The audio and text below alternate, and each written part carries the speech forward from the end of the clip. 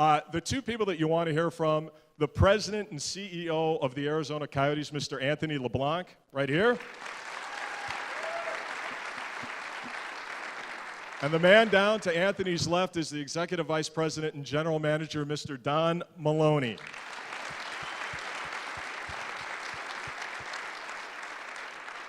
Anthony, I know you wanted to give some opening remarks, so the floor is yours. I just want to say thank you. This is a great turnout. We're looking forward to all of your questions. Don't hold back. Just wanted to say thank you, and hopefully we can beat the crap out of the Flyers tonight, just for you. All right. Like I said, I wanted to be brief. Let's get to the questions. Feel free to line up. There's a microphone right there, a microphone on this side, and we'll go back and forth. And we got until 6 o'clock, so let her rip. David, where are you from? Hi, my name's Guy. I'm from North Phoenix. Quick address the question to Anthony. When you guys see Adam Keller next time, let him know that we all cheer when we hear his name announced as goal judge, because there's still some of us around from, as a defenseman for the Roadrunners back in the old days. And then as president and GM of the team later on, and then in, the WCHL stuff. We will do that. What's your question? So for Anthony, thank you for all that you do to grow the game around the Valley. It's tremendous the amount of money and effort you've put into this thing. Have you thought about steering some of that towards inline hockey as well? Because, of course, not everybody can afford the gear for ice and the ice time. Yeah, it's a great question, and thank you for those comments, and obviously I share that with the entire ownership group, in particular Mr. Andy Barraway, who's our majority owner. But yes, the simple answer to your question is yes.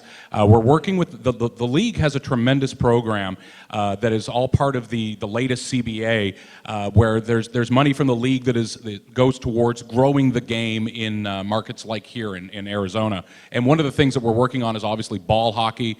We have a whole number of members of our staff, John Pierce in particular, our CMO, who's working on a number of these areas. So inline is certainly something that's on the radar. I'm not going to sit here today and say it's a definite, but we want to grow. We want to get sticks in people's hands, because that's how you get people into the game, and in particular the youth within the Valley. So that's something we're absolutely working on. So thank you for that. We have more. We have geezer leagues, and I'm in one of them, so thank you. Outstanding. And we'll take another question over here, because nobody's stepped up over here, so come on if you want to step on up. Yes, ma'am. Well, first of all, I want to say thank you. I love the Coyotes. I worked as a GSR from 2005 to 2010. Then I said, I like this game so much, I want to watch it. I don't want to be telling people where to go sit. So I became a season ticket holder. And this will be my 6th or 7th season next year. I've already renewed. I'm already done. Now, I've been thinking, I know there's a lot of talk about moving, but I want to present an idea or a thought. The people, I'm from Sun City. The people from Canada are a good portion of Sun City. And if you noticed, when we were playing, was it the Oilers the other night, our 50-50 raffle was $22,000. The other night, it was $9,000. And that tells you the Canadians love their hockey, and they're going to come here. Now, I am married, but my husband does not have the enthusiasm that I do, so I come alone. I'm very content to leave the game and walk to Jay and go get into my car. Even if I leave the game early, I'm not concerned. But I am going to tell you now, if we go to Tempe, if we go downtown, if we go to Scottsdale, I'm going to have to rethink this. I think we should go to Glendale and say, now I did read something from this Glendale guy a while ago saying, we really would like the Coyotes to stay. So go to him and say, you know what, we'll stay. We're on a X amount of years contract, but if you dare change this, we're going to sue you. The question's a serious one. It is a serious one, but it's one that, unfortunately the situation we're in wasn't something we created. This was, for all intents and purposes, we were kicked out of our building, and then we were placed with a short-term lease. It wasn't something, let me be very, very upfront. was not something we requested. We did not request a 2-year deal. That was absolutely the city's requirement. So we didn't know what that was going to mean, and the reality is it's led to, we've been pretty outspoken that there's been a number of groups within the Valley that have reached out to us. Now, am I sitting here today telling you it's an absolute that we're going to leave Glendale long term? No, I'm not saying that, but I'm getting pretty close to saying that.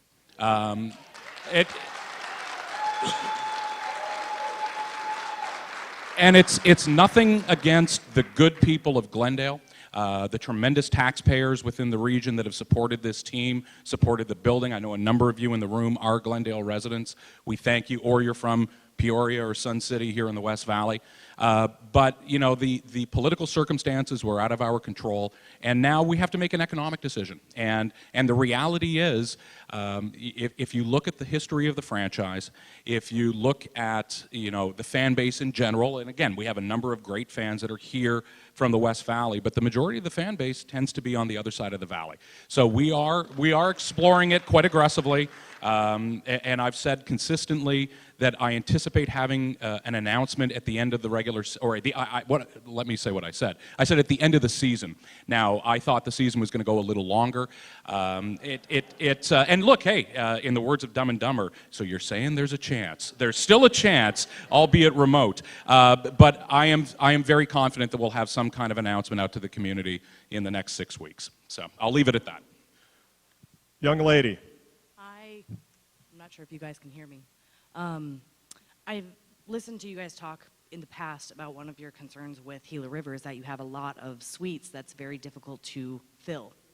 And so I had an idea of why not do something similar that the Diamondbacks do, where they sell them individually and do it as a all-you-can-eat, kind of package, $75, you can eat all the, food that you want there. And then that way it would be easier to fill those suites and bring up that capacity, but still have the incoming revenue that you need. You bring up a really good point, and quite frankly, and again, I point out members of the staff that are here. We have Mike Humes here, who's our Executive Vice President of Premium. We're trying everything we can to sell those suites. The reality is, and again, part of it is location, part of it are headwinds that are against us right now, and I'm not here to make excuses. But, obviously, someone mentioned the Canadians. The Canadian dollar hasn't helped. But also, we've got to be a team that is perennially looking to get into the playoffs. And I'm sure Don will talk about it, and I think Matt did a great job of giving an overview of where the future is going. But, we do have too many suites, and it's funny that you mentioned the Diamondbacks. They obviously had a little bit of press this week about what they feel the state of their building is. We're certainly doing our best to sell them, but the reality is today's professional sports market has changed. When the building was built, 14 years ago, big major suites were the way things were done. If you look at larger markets that are building new buildings, they're putting in a third to two-thirds the number of suites that we have currently. So it's just part of the reality. I mean, sports changes all the time. We had the opportunity to go look at the new Edmonton building that's being put up. It's amazing to see the changes that are happening in arenas today. So it's, again, I'm dancing around your question. The reality is we're trying our best, but it's not a long-term scenario that really makes a lot of sense. We're going to go back over here. Do we have a hockey question for Don, maybe? Or he can answer the next business question. Yeah, let's do a hockey question if you don't mind, and we'll kind of mix it up a little bit here. Mr. Don, should fans be concerned about the young players? Wheeler didn't want to come here. We lost Tours, we lost Mueller, and now we lost Boggs. What is happening with their ideas, or because we have a lot of young players now and a lot of young players coming, should we be concerned that they're just going to turn their backs and want to leave? Absolutely not. I mean, you can't look at it in totality. You have to take every single case. I mean, you talk about Kyle Turris and where he was at and where he thought he was. The interesting in the Kyle Turris deal, when you look at that deal, so we end up getting a second-round pick, and we get Rundblad, who became Dvorak. You have to really look down to see what those picks become. It turns out to be, and we end up getting Vermette out of that deal. Anyway, with the Bodker-McKell's situation, we We made a very hard attempt to get him signed during the All-Star break. We made him several offers of long-term deals, trying to make him a core player with us. The bottom line with Mikkel, and it's his right to explore free agency when he gets this close. He decided he wouldn't sign with us. I actually made a late night call to his agent the night before the deadline, just because the return we were getting at that time, I didn't think it was equitable. I didn't think it was as good as what this player could provide us. Even though his play had really, if you watch the games, you'd all recognize his play over the last 2 months wasn't at the level of top player, and certainly he was looking to get paid as a top player. So, the long story short, this is a great place to play. We never have any problem attracting players or keeping play. Blake Wheeler was one where he used the loophole in the CBA to leave, and it happens.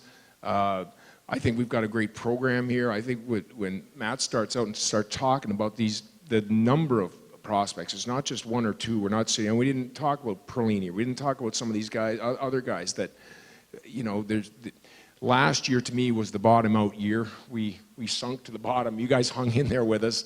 It was painful for everybody up here, everybody sitting there had to come and watch us play this time last year. But I think you can see that there's hope now. And to me, if you enjoy what we're seeing out of Max and Anthony and obviously Louis Domingue has been such a pleasant surprise. The benefit of Mike Smith getting hurt and Lindback, ending his season, that Louis came in, he had to play, and all of a sudden now we know we've got a goalie that can win games for us. So no, I would put that fear to rest.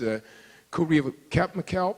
Yeah, but we want to pay fair market value. We're not ever going to overspend to keep a player. And I like the return. To be honest with you, Alex Tanguay comes in. He's produced certainly at a level that we're happy with, and we have two assets. We're very close to signing the defenseman Kyle Wood.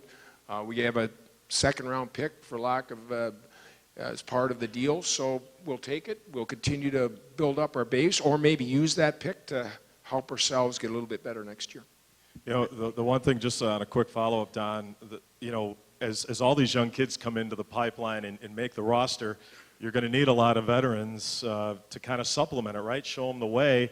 So I would think a guy like Alex Tanguay would be a guy that you'd take a long, hard look at as one of those veterans, maybe, to help in the way maybe a Shane Doan does. Well, it's interesting. Of all the names you listed of having great year, the one name you really left off was our captain, Shane Doan.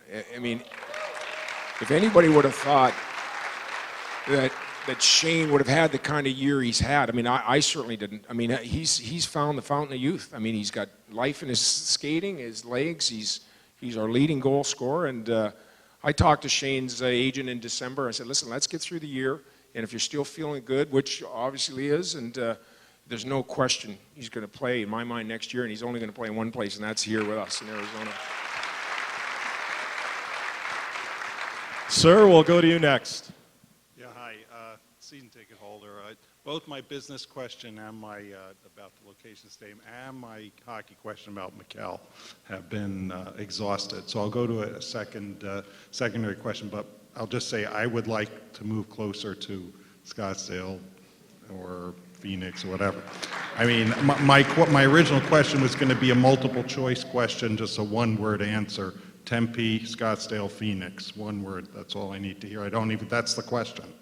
Anyway, and then about Bod's, very sad. Actually, if I could, the answer is Arizona. Well, that'll work. That'll work. I mean, look, I've been driving to Glendale for a lot of years. If it's Glendale, it's Glendale. If it's Yuma, I don't know. We'll have to see. But how about Wickenburg? But in any case, so the secondary question, I'm very sad about Bod's because I thought Bod's was, and Don may want to comment about this, I just, in my mind, I thought, Verbata was gone, and it was sort of a last-minute money thing or whatever.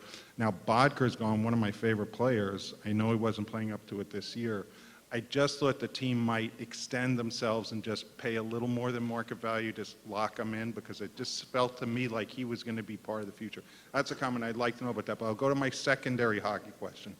Dylan Strome, great player. I've watched some video on him, whatever. I was really delighted I was very glad that you drafted him and didn't draft that other defenseman from Boston. I forget his name now, but I'm really glad we went for that. But does he really have enough meat on his bones, and is he bulking up and really pounding the weight so that he can hang out there with a big slug like Getzlov and those guys? Yeah, and that's the question, and it's a good question. I mean, Dylan Strome is still 18, turning 19 years old, and to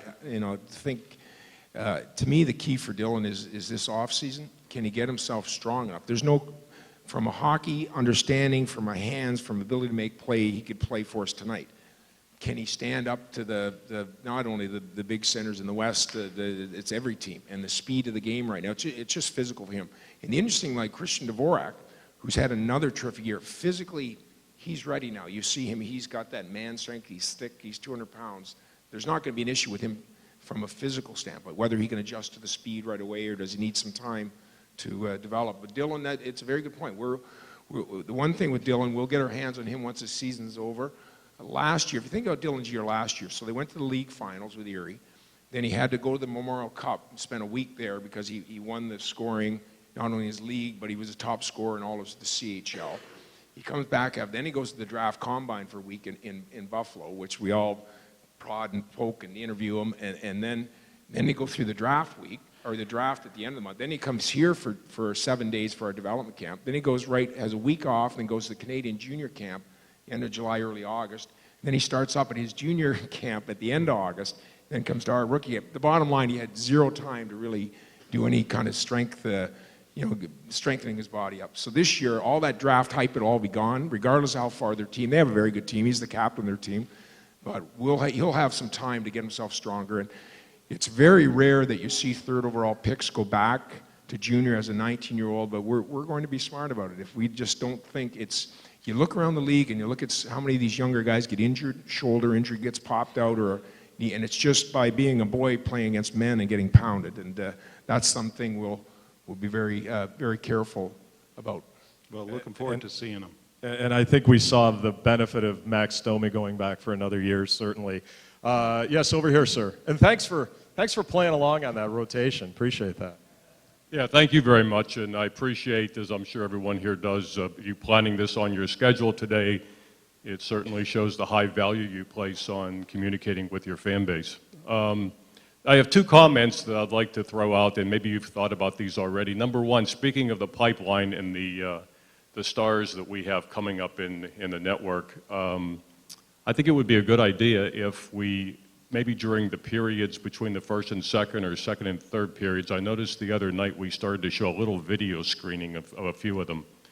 It would be nice to find out on a home stand basis how the other teams in our system are doing. You know, how's Springfield doing? Throw up a score every now and then. For the players that we have in that pipeline down there, they're going to be coming up in the near future. Do some human interest stories on them so we can get to know them even before they get here, so we can become real familiar with them. The second comment I had deals with season ticket holders. I know one of the teams I'm familiar with in the NHL in the past has used their players to actually go to the homes of their season ticket holders and hand out the season tickets for the following year. And that really, if we could use that as a publicity piece of our program here and get it all over the newscasts and the radio and the newspaper, and maybe pick out at random 50 season ticket holders and have the players just randomly go to these houses, ahead of time, let them know they're coming, of course, but and show up at their houses with, get your TV cameras there and everything else. I know he's talking about Pittsburgh because he's wearing an Indiana University of Pennsylvania shirt, so it's got to be, I know it's Pittsburgh. I think they're two very good comments. I really like your opening comment in regards to, integrating in some more background in regards to our, AHL affiliate, maybe some of the teams like Erie. I think that's a great idea, and John or Amy, someone on the marketing side, I'm sure has taken note. In regards to the idea, which you're right, Pittsburgh has done it, and the one thing we certainly do on the business side in the NHL is copy the really good ideas of the other teams. And we did start that this year, but not to individual season ticket holders. What we did is we sent a number of our players out, and they went to sponsors. So some of our larger sponsors, they showed up with some of their activation profiles. But I agree with you. I really like that idea, and it's one that, obviously we have to work with Don and Tip to make sure that, the players are focused on what's most important, which is getting themselves ready and getting ready for the season. But again, Don and Tip have been great in, it's not just things like that. There's a number of things that they do in the background that you're right, we probably should do a better job of shining the spotlight on it. But when you look at things like our foundation hosting, recently we had the Celebrity Waiters event where all of the players were there acting as the servers. It's a great event that we probably need to put a bigger spotlight on. And you're right, maybe have Rich, who's our Vice President of Communications, work, and trust me, he does a great job of pitching some of these things. But I agree with you. We need to continue to put the spotlight on the Coyotes. But I think that you bring up a good idea that we should focus on this offseason. So thank you. Gentleman over here. Yes, sir. Well, first, I'd like to echo the comment. I really appreciate the opportunity that you guys present on giving the fans an opportunity to ask you questions. I know one of your major objectives is certainly to increase the fan base and certainly attendance in the arena. I guess my question is, are you happy with the media coverage that you get here in the Valley? And a case in point, for example, here we had 3 home games this week, and I watched all 4 of the local channel networks, and there wasn't one mention of any of the upcoming games at all. You look at the Arizona Republic, we may lose a game, it's on the front page. We may win a real key game against a high team, and it's on page 9 of the Republic. And I just wonder if, it seems like we're so subservient to certainly the Cards, the Diamondbacks, and the Suns. Do you feel comfortable with what we're getting local from a coverage standpoint? My honest opinion is I think it's really improving. You may not see it as much, but you mentioned the Republic, and I see that we have Sarah here from the Republic in the back of the room. I think Sarah, by the way, does tremendous work, and well deserved.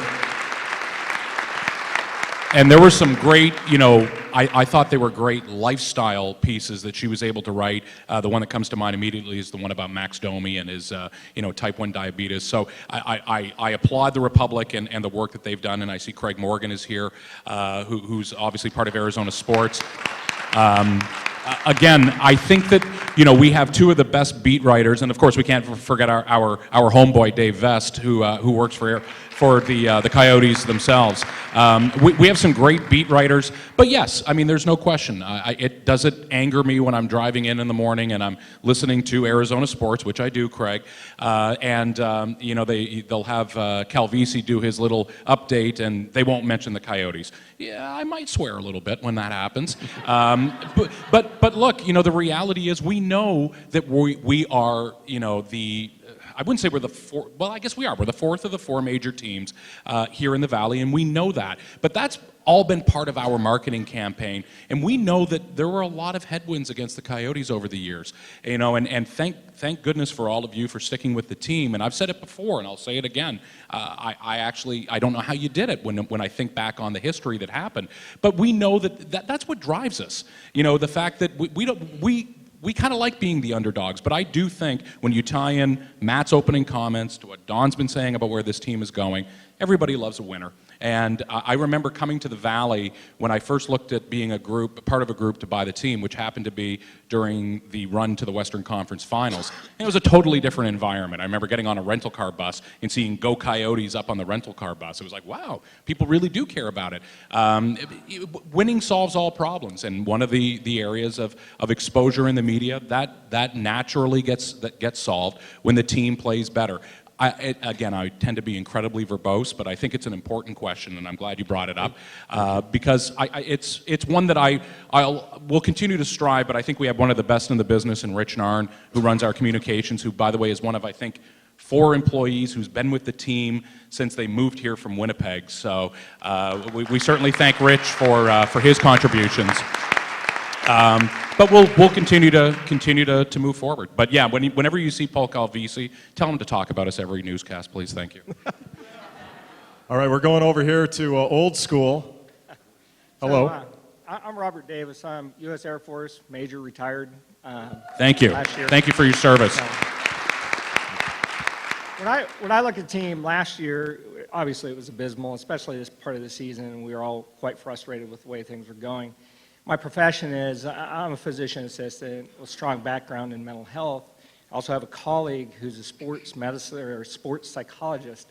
And I actually kind of reached out in hopes that maybe I'd get some feedback, try to get an email up to you all, to maybe offer some suggestion. I know it's kind of odd or you want to handle things internally, but at the same time, sometimes there's answers outside of internal.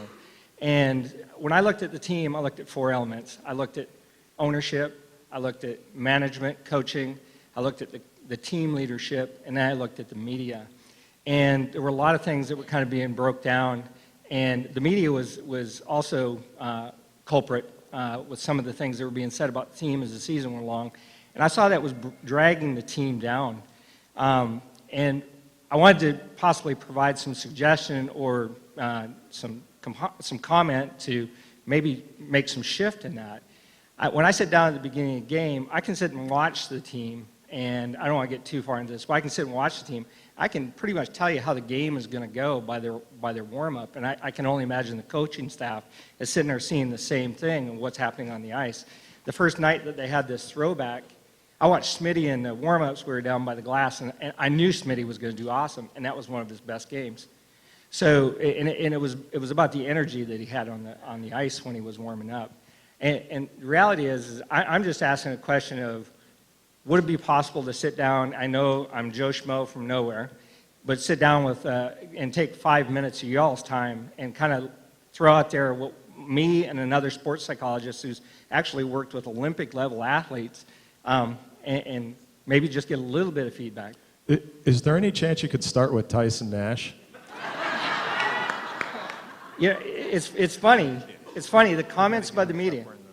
Yeah, the comments made by the media after the game, and even some of the things said by the team captain, even though it's a matter of picking words, and sometimes you choose words because frustration, but it can be quite harmful when it comes back to the team. And anyway, so those are some of my thoughts, but my question is it possible to maybe offline from a professional standpoint? I offered pro bono service. I know I'm Joe Schmo, but... Well, you're talking our language, pro bono. I Yeah. like that. Come and see me. You can imagine, we have...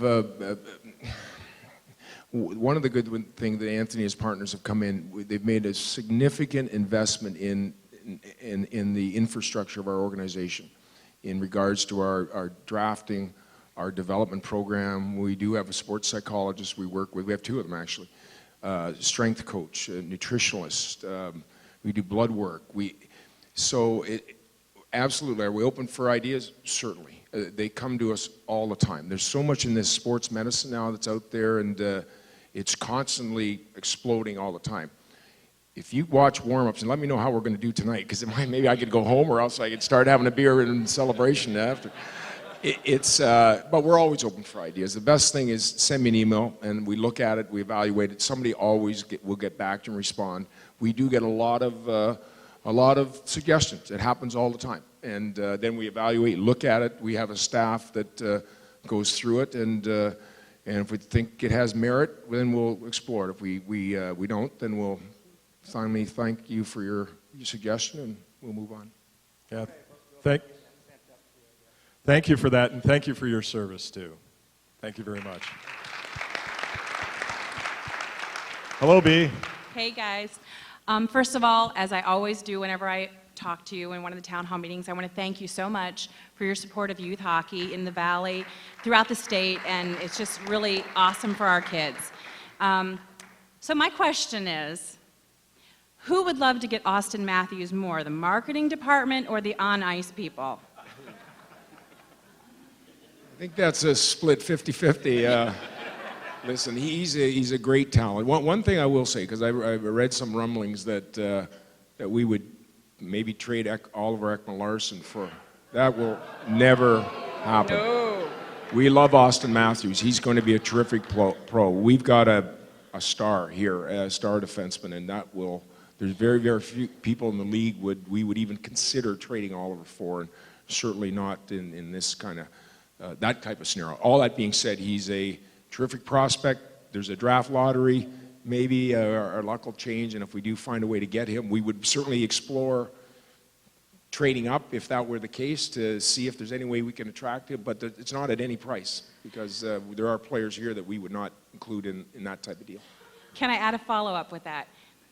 I think that the owners should get together and make some kind of rule about how many times someone can actually get the first round draft pick and then waste it.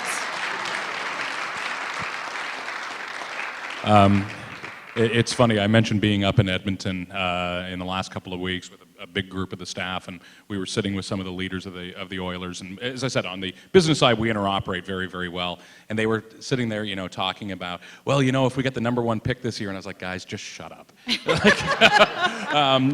They're great guys, and you know what? Maybe this year the hockey gods will shine on us in regards to the way the bouncing balls go, but I can't, back up what Don says more. Now, would we, on the business side, love having a kid who started playing hockey because he went to a Coyotes game? His only regret's not riding the Zamboni. Austin, you want to ride the Zamboni, give me a call.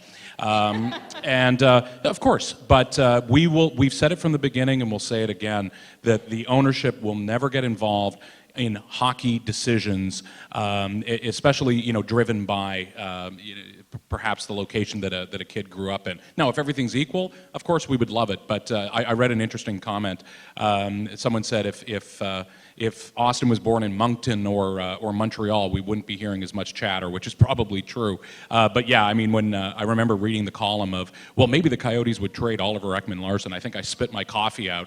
And I remember talking to Don, and he was like, no, that's not happening. So emphatic, if you take one thing away, in particular, Sarah and Craig and Dave, we're not trading Oliver for a draft pick. Sir, you're up. Good afternoon, or good evening. I had the opportunity to go on the East Coast and follow a couple games back there in Florida against the Panthers and also against Philly. Boo. Anyways, the fans were actually pretty nice, actually. He's wearing a Coyotes hat, so we got a little bit. Anyways, with Quebec City and Las Vegas being the only two that got their applications in for expansion, and Seattle still wanting a team, I guess my question is what are the chances that the Coyotes would end up relocating to Seattle? That being said, I do know that when I did go to Florida and people asked me, what brings you to Florida? A hockey game. They play hockey? Swear to God, everyone I asked doesn't even know they have a hockey team. So that being said, what are the chances? Again, I like being emphatic because it's fun. The chances that we're going to relocate to one of those three markets is the square root of 0.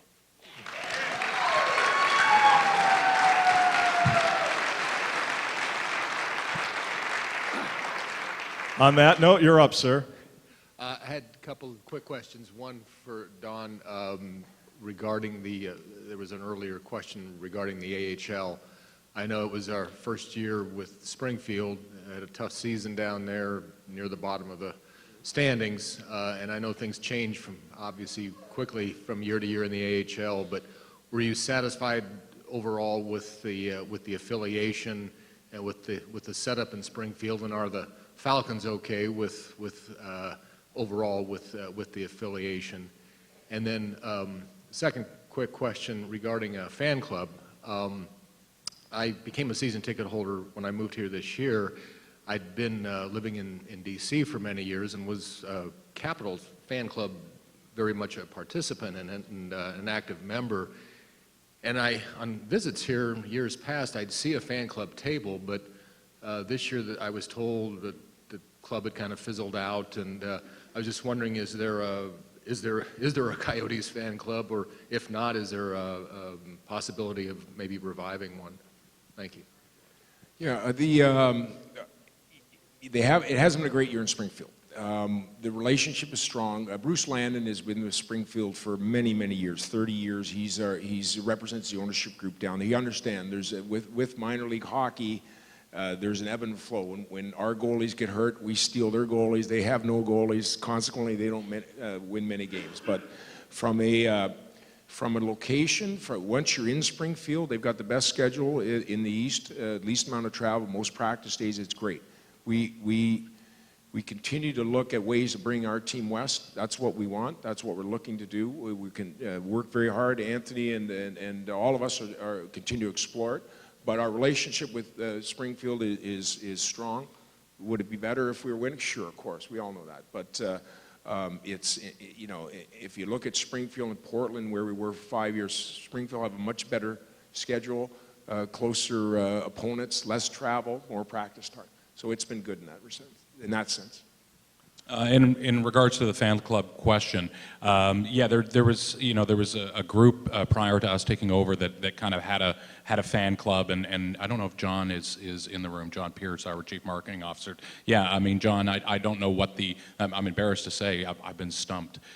So what is the situation in regards to our fan club?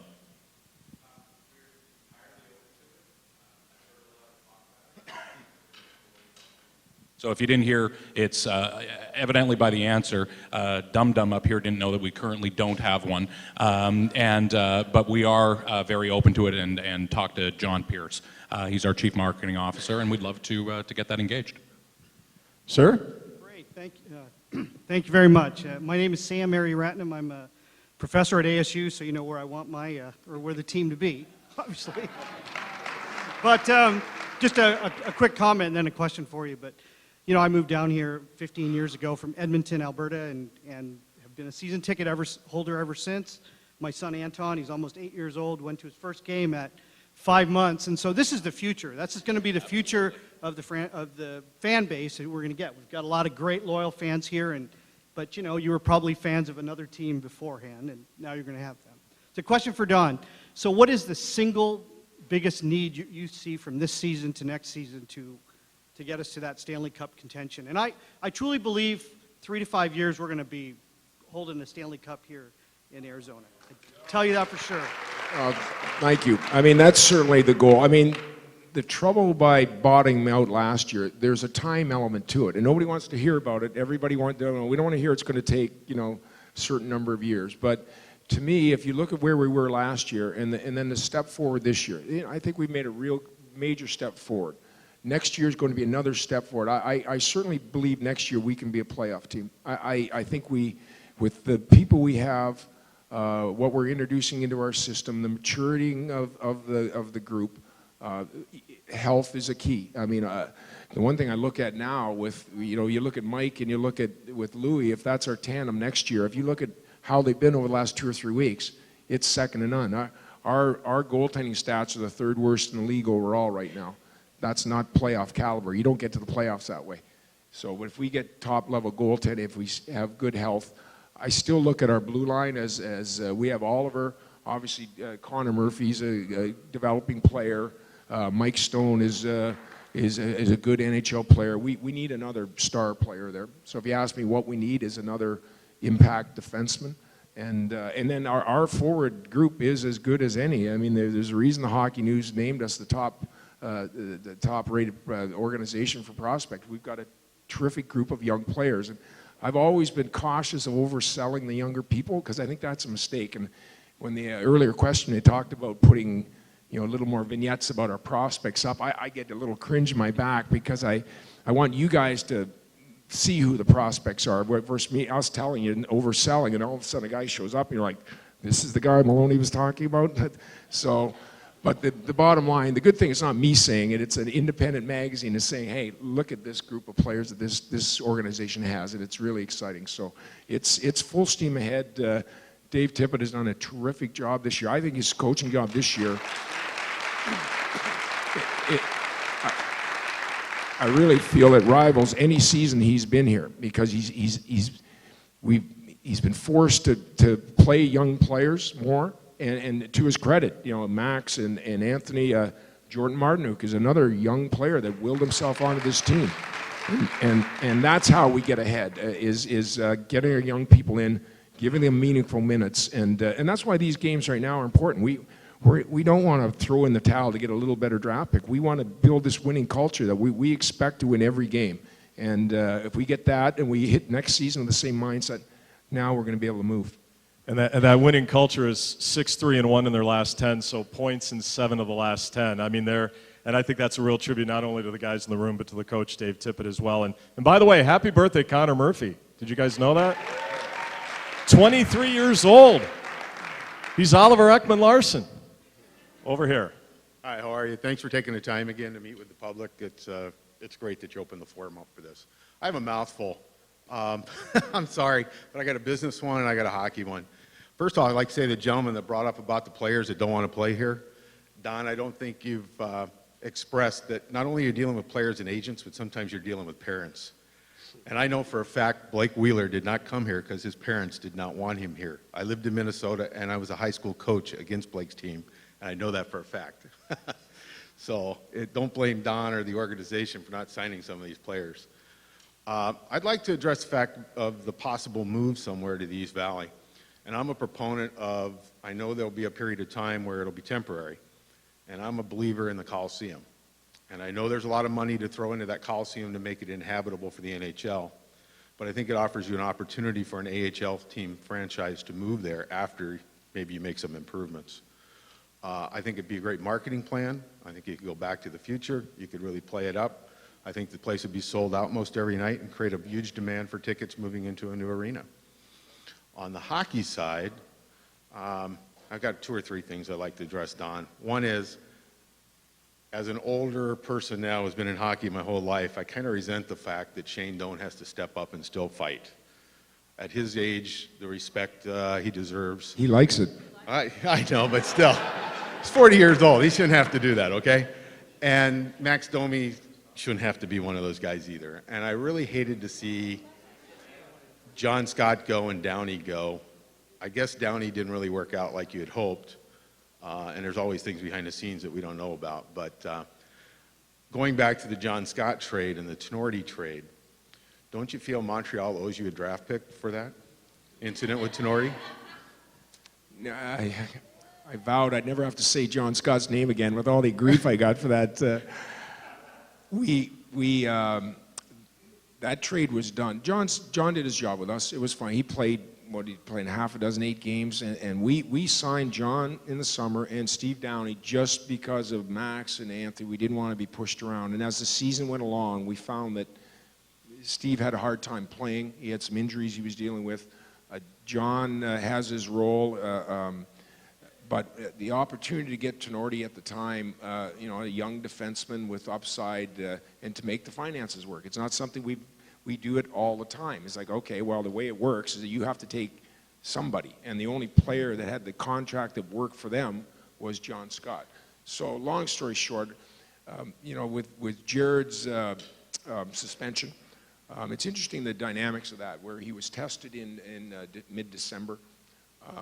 Montreal didn't know about it. It's all very confidential. When there came a positive result of a performance-enhancing drug, and I can tell you it was, again, my understanding is accident what was ingested, but it took until March, whatever it was, March 10th, whatever the date where they finally were able to come out and say he's suspended for 20 games. So the long story short.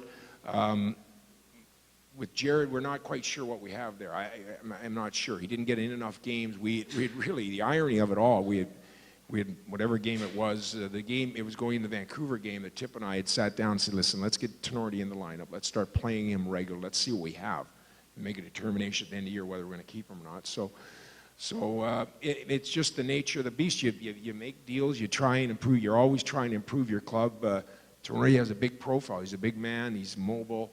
He had some toughness to him. We thought that would I think Tenorti is a good player for us and could potentially, I saw him play as a kid, so I kind of know him a little bit from Burnsville. Appreciate it. You're talking to an old Woodbury guy too, by the way. Yeah. That's a whole Well, other that's story. too bad. I'm not a big Woodbury fan. We've got about, I want to move it along a little bit. We've got about 10 minutes. Thank you for that. And we're going to go back over here. All right, thanks guys for having us here today. This one's for Mr. Maloney. With the prospect of expansion looming, what players are at risk for the expansion draft? Well, we're actually in pretty good shape because we have so many of our key future are young. I mean, the way that the rules have not been finalized yet. What was explained to us at the recent GM meetings, it was 2-year pros, or less, obviously, and your draft picks. So a player like, hypothetically, let's say hypothetically, there's expansion after next season that one team comes in and you're going to lose one player. A guy like Max Domi, we wouldn't have to protect. Dylan Strome, we don't have to protect. Dvorak, we would have to protect. Anthony Duclair, for example. Louis Domingue would get protected. So it's evolving, but the good thing, the key pieces of our future are still relatively young. It's not like we say, oh, geez, we got to protect Strome and Domi and Dvorak, and then all of a sudden you leave a Connor Murphy exposed or something like that. That won't happen. We're in good shape. There's other teams that have much more, they're at much more risk to lose a good player. I don't think that's not a fear of ours. Sir? Hi, my name is Rob Buswell, and like a lot of people in the Valley, I'm a transplant. I came here from Los Angeles. I lived in Denver for 10 years, had the pleasure of seeing some of Alex Tanguay's very first games in the NHL there with the Avalanche. Lived in Chicago, saw a lot of games at the United Center there. When we moved to Arizona, part of our decision to become a season ticket holder for the Coyotes was the level of fan experience here at the Gila River Arena and the Westgate Complex. And for people that maybe haven't spent a lot of time going to hockey games in other markets, I can tell you that the fan experience here is at a much higher level than those other arenas. This is an arena that was built for hockey. This is a complex that you don't see around other arenas. When you go out to the Honda Center and see the Ducks, it's an arena in the middle of a parking lot. It's not the Westgate Complex. And so my question to you is, obviously for me being a season ticket holder and living here in Goodyear, the idea of the Coyotes moving to another arena is disappointing. And my question to you is, at this point in time, is there anything that the city of Glendale can do to keep the team here, or is the city of Glendale just not to be trusted at this point? All right, Anthony, the floor is yours. Don, this one's for you. Look, my mother taught me at a very young age, never say never. So I will continue to say never. But with all due respect, it's highly, highly unlikely. Now, having that said, we have had a very fruitful discussions and meetings with the new city manager. Very, very sharp guy, came from the Pacific Northwest. And the fact that AEG, and nothing against Spectra, we were in favor of Spectra retaining the management agreement simply because they're here. And we know them. But AEG, we know them really well as well because they own the LA Kings. So we sit on the Board of Governors with those guys. They're a really sharp building operator. And, I shouldn't say these things, but anyway, who cares? I warned them. I warned AEG when they bid, be careful what you wish for because you're going to have to do the negotiation. So the good news for them is that's their problem. So they'll be the ones that we deal with AEG. AEG will deal with the city. Having that all said, while it certainly appears, we will end up with an agreement to go elsewhere, these buildings don't pop up overnight. And I know that there was a question earlier about the Coliseum, which is a good question. We have toured the Coliseum. As a matter of fact, Jen Yee, who's the general manager of the Coliseum, will be here tonight. It's a long shot. Like that one requires Astro bucks to get it up to NHL level. But I really did like the comment about the AHL team. But the reality is the best for everybody involved, even if we're going to move 3-4 years down the road to another location in the Valley, is to stay here for that period of time. And the reality is, and again, I certainly don't try to put myself in the mind space of politicians, but the reality is it's the best thing for the city of Glendale. Because every single night, you mentioned Westgate, every single night that we play, it's driving significant tax revenue back to the city of Glendale through us, through the merchandise we sell, through the food and beverage, but importantly, from Westgate. So hopefully cooler heads will prevail. We're kind of at a state of zen. I know you guys have heard me before where I get all fired up about this stuff. I don't care. It'll get worked out. It'll get worked out. State of zen, I like that. We have time for two more, and then maybe Let's finish off. Can we do it all? Okay. Let's just go real quick. Let's go quick. I'll be quick. My name's Brad. I'm from Chandler, so my drive's long. I've been driving out here since 2003. It started at 40 minutes. It's an hour and a half. So I look forward to 6 weeks announcement personally. We've been as season ticket holders for 15 years, maybe more. I've kind of an obscure question, comment. I'm trying to get an authentic jersey all year. I can't buy one. Why? Yeah, and that one, again, I don't have the right answer. Mike Humes is in the back of the room. What is the situation with Fanatics and authentic jerseys? They are in the stores now? Okay, thank you. That was easy. Wow, quick. Yes. Okay, the AHL Springfield, why don't we bring some of those guys up at the end of the year just to give them some NHL experience before going to the training camp and off-season type of stuff? Well, it's a good question. And also like for juniors, because if they don't make its team next year, will some of them be able to be moved up to Springfield so that we can pull them out next year if we need them? Yeah, that will happen. Any of the junior players that get eliminated will go to Springfield. The trouble is we for example, we have 14 healthy forwards here. We're still playing games. Well, the guys that have been here are still fighting for, to try and win every game. We've talked about it. There are some players. This Laurent Dauphin has played very, very well down there. This Michael Bunting, our 4th-round pick from last year, has really come on of late. Like, it's just a matter of, do we fit him in now, or just say, you know what, leave him there, continue to play hard down there, and if we have an injury or two, absolutely. Right now, touch wood, we've been pretty healthy, and so we almost have to wait for an injury before we're going to bring anybody up. Yes, ma'am. Hi, my name is Linda. I've been a season ticket holder for several years as well. I also live in South Chandler and make the drive every week. One small comment to the people who live in Glendale. I understand you don't want the location to move. If it does happen to move, it's a lot easier drive for you to go from Glendale to Tempe than for us to come from Tempe to here at 5 o'clock in the afternoon. Yeah, it is. I've done the 2 minutes Okay, let's not turn this into a Trump rally. But my question 2 minutes for instigating. I just keep calm and how long? My question is, we have an awful lot of free agents at the end of this season. How many do you anticipate signing?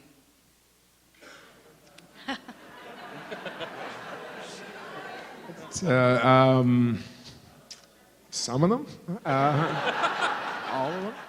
We evaluate as we go along, and you sit down at the end of the year. It's not only who we sign, it's what we did this year. We left roster room for Max, for Duclair.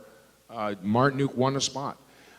We've got some players coming in that we have to leave spots for. So all of a sudden you do the math, you start looking to say, well, okay, you can keep 23 men in your roster, you start running out of spaces. So we've got a lot of players, they've worked hard, there will be turnover, but that's a good thing. I mean, the one thing for us, we've improved, but we're not anywhere near where we want to be. This is not acceptable for us not to make the play. We don't want to say, okay, yeah, it's been pretty good, and let's just keep going along the same way. That's not good enough. We have to continue to strive forward. So we'll evaluate at the end of the year, see who fits for us, try and look in the marketplace and see if there's upgrades, another upgrade in other positions, and sign who we need to sign. Is Domingue one you plan to try and sign? Shane Doan, I'd like to sign. Young lady? My name's Karen. I'm from North Phoenix, and I am a season ticket holder. I love being a season Thank ticket you. holder, but I feel that the perks for being a season ticket holder have gone down every year, and I want to know why. It used to be that season ticket holders used to get the giveaway, and then it went to just one person on the account got the giveaway, and now you have to stand in line with 5,000 other people to get the giveaway. So I just feel that, why has that kind of gone down? First off, are you AZ Sports Girl on Twitter? Yes. Thank you for the heads up. I'm glad that you, I'm glad you tweeted yesterday and my staff picked up on it, because it is a good question. And look, the reality is we can't forget the scenario that happened prior to us owning the team. It was an unusual, unfortunate situation, and the league, and in particular, Don and Mike Neely was the president at the time. A number of the people in the room were part of the team. They were doing anything they could to drive people to the building. And as I've said before, and I mean it, I don't know how most of you were able to keep doing it. So one of the things that they did was they offered up the perk of providing, a guaranteed giveaway. Unfortunately, that isn't a commercial practice within any sports league that season ticket holders. The purpose of those giveaways are to drive people to the building early. There's a business reason behind it. So, and I know fans are disappointed, and I'm not going to sit up here. I'm not a politician. I tried and I got defeated, and I'm never going to do it again.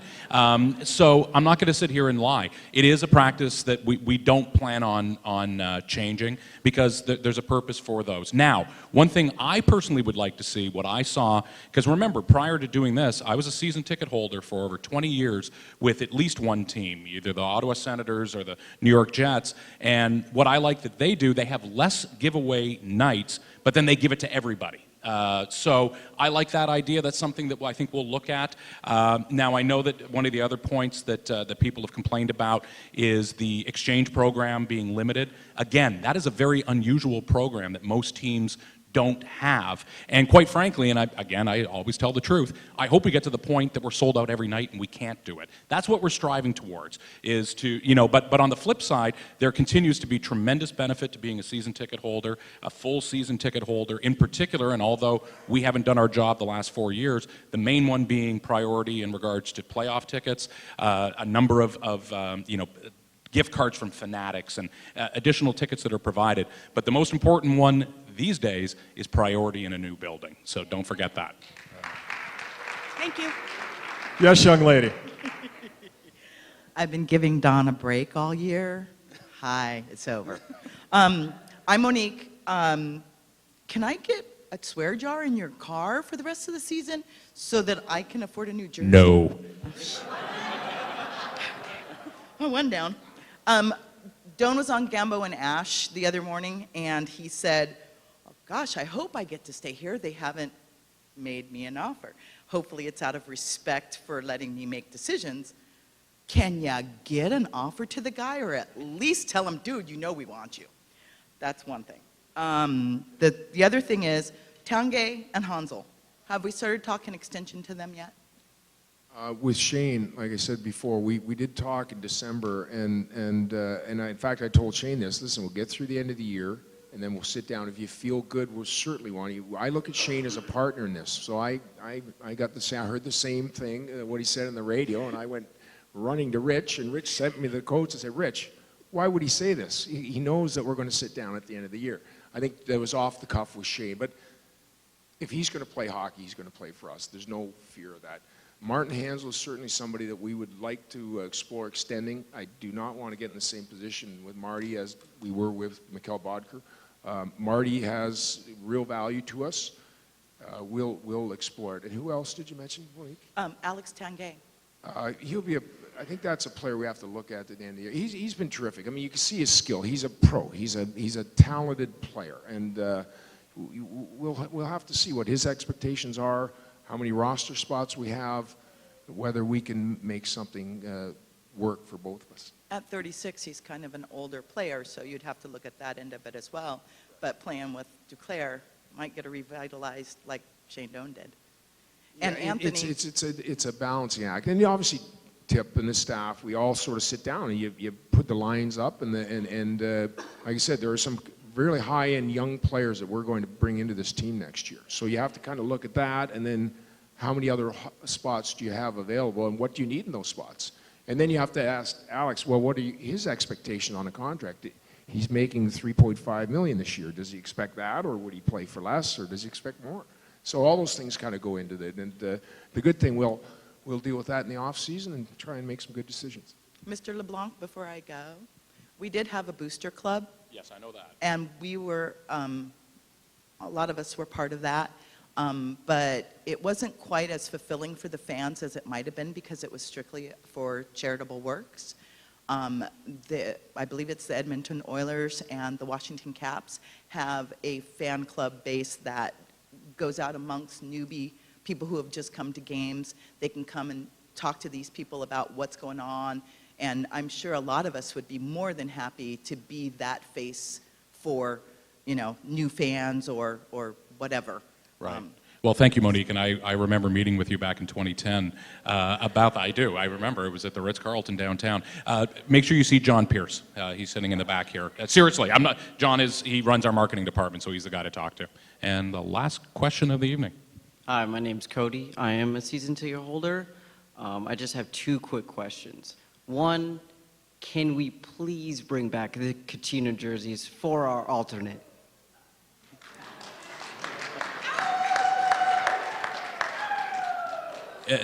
The Kachina jerseys have certainly been a smash success.